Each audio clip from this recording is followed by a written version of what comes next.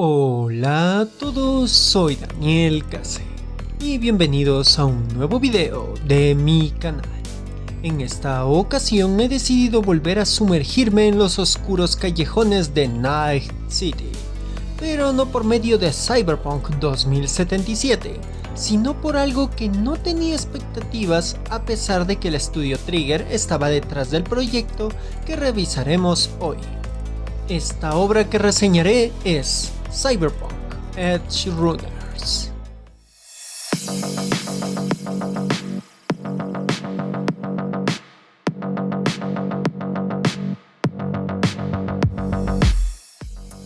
Cyberpunketo Corredores del Borde se trata de una serie animada creada por Studio Trigger y dirigida por Hiroyuki Imaishi, quien también dirigió Gurren Lagann, Kill la Kill y Promare.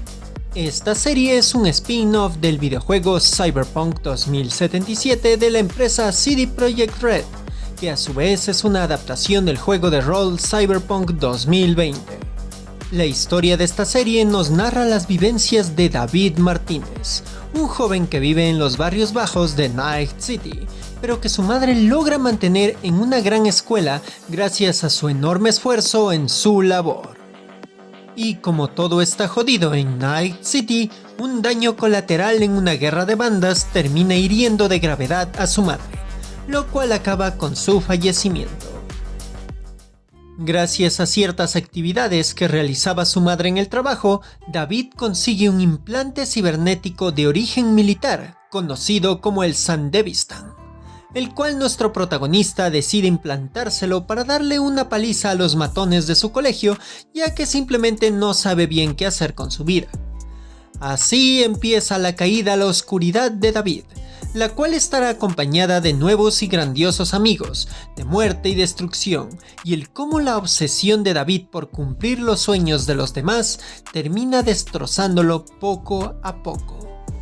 Sé que en mis reseñas no hay spoilers, pero esto sucede en los primeros capítulos y es fácil darse cuenta de lo que sucederá en ellos, aunque luego la serie empieza a jugar con nuestros sentimientos ya que otorga sus inesperados y crueles giros, ya que en el mundo de Cyberpunk hay muy pocas cosas lindas que puedas conseguir si te sumerges demasiado en la ciudad de la noche. El primer detalle que es fácil darse cuenta de la serie es que es explícita, muy explícita. En solo el primer capítulo ya vemos a gente autosatisfaciéndose, el protagonista tiene cuchiplancheo virtual y la primera escena es un tipo teniendo ciberpsicosis y matando a mucha gente. Pero justamente esta crudeza es algo que ya se veía en el videojuego, en especial en el tema erótico.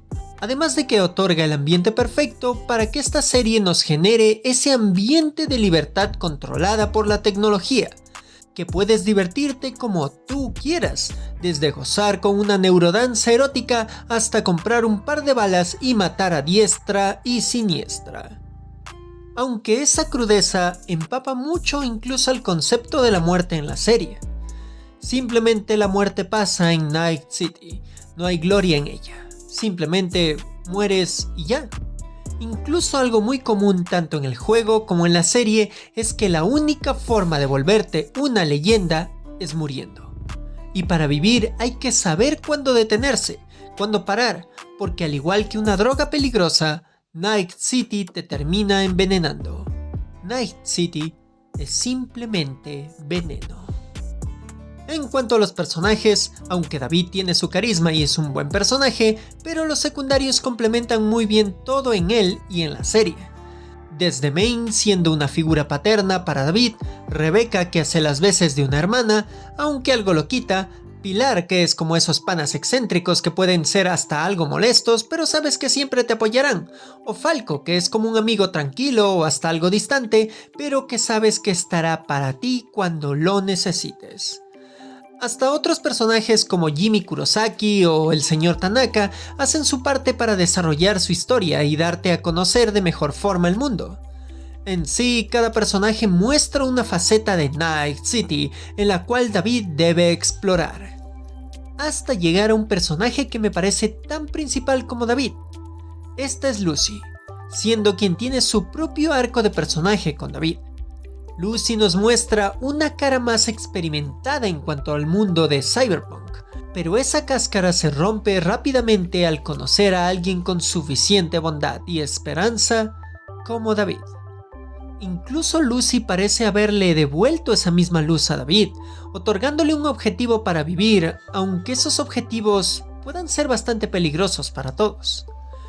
Y ya que hablamos del mundo, pienso que esto es lo que tomó de forma perfecta Trigger de parte de Cyberpunk 2077 e incluso del juego de rol del cual se basa.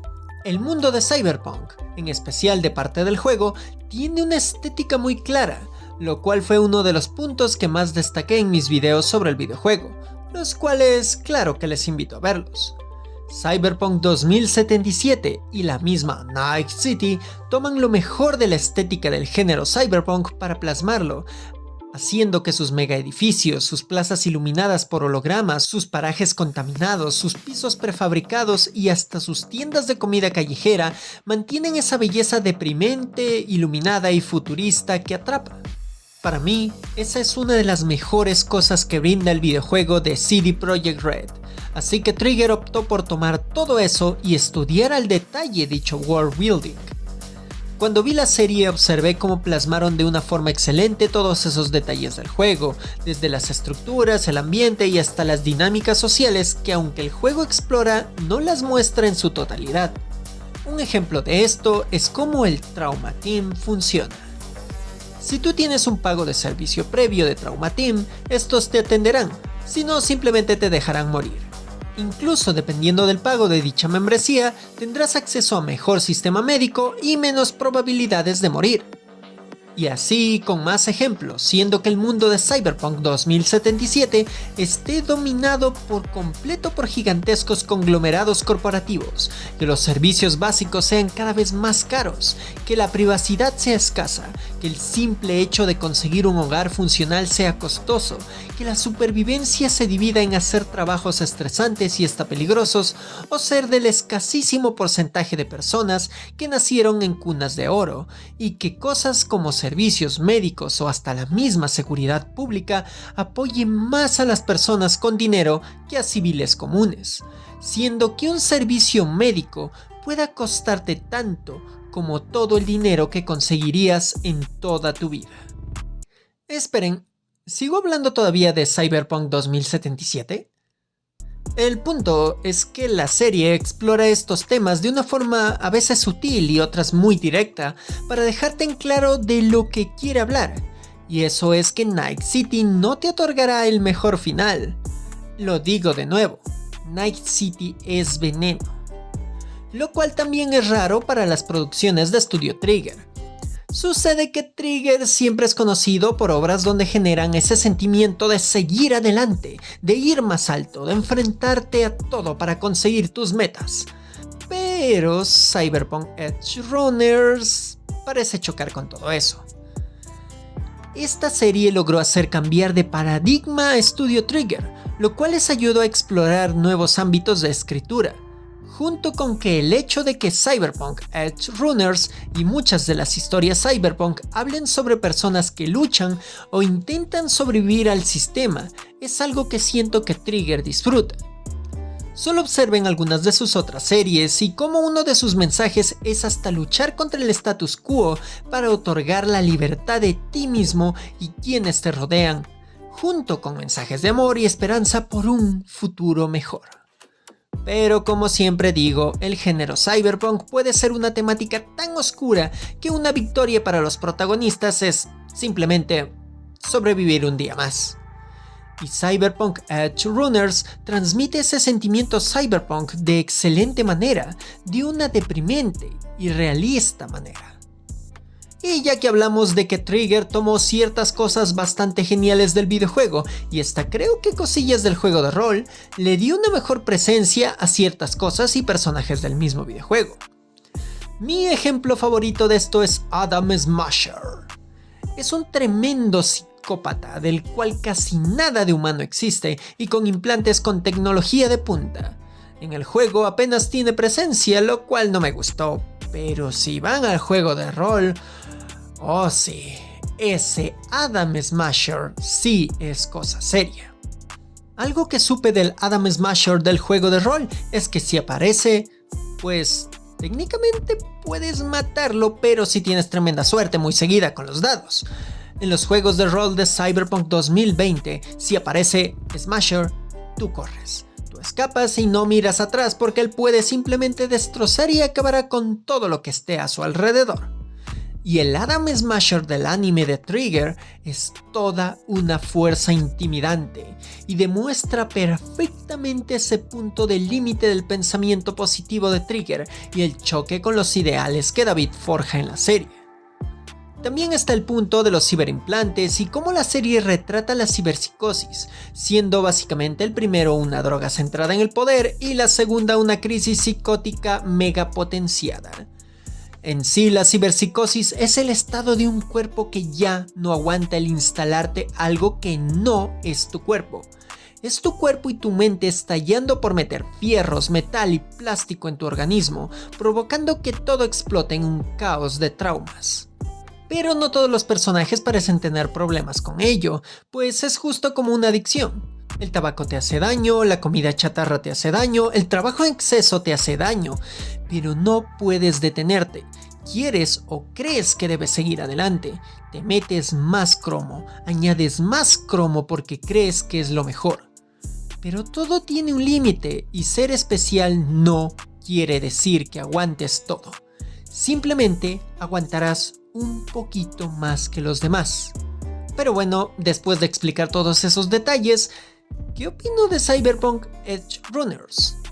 Pienso que esta serie es de esas cosas que toman lo mejor de una franquicia, exploran de una forma más vistosa un tema brillante de la obra de la que se basan y crean su propia historia tan original como respetuosa de la obra principal. Como dije en mis anteriores videos, Cyberpunk 2077 es un videojuego con mucho potencial, que simplemente fue consumido por el hype, por una mala gestión y por un cierto poco enfoque en varios puntos. Pero su mundo, estética y varias temáticas que explora son muy buenas. Esos puntos los tomó Trigger, les dio una excelente historia, una buenísima animación y hasta exploró a ellos mismos como estudio de animación para poder crear una buena obra. Incluso me sorprendió el cómo Trigger logró colocar sus clásicas poses y estilos de animación en una obra que parece más realista y cruda. Y aún me hace gracia lo de que CD Projekt Red quería quitar a Rebecca y Trigger se mantuvo firme para dejarla. Rebecca también es un buen personaje que me sorprendió. Creí que sería la clásica chica loca y violenta, pero resultó ser mucho más tridimensional. ¿Y qué puedo decir de David? Es un protagonista perfecto que nos demuestra el cómo un alma noble se corrompe y empieza a creer que su sueño es cumplir los sueños de los demás. Personalmente eso es un sueño que puede acarrear sus problemas, y en la oscura urbe de Night City es lo peor que puedes hacer. Además, creo que David es el perfecto ejemplo de un latino jodido. Está enamorado de una güerita tóxica, se mete en trabajos peligrosos para poder subsistir, tiene amigos súper buena onda pero que andan en malos pasos y es constantemente apaleado por el gobierno, la sociedad y los ricachones. Felicidades Studio Trigger, lograste plasmar una representación perfecta del sentimiento de "sáquenme de Latinoamérica".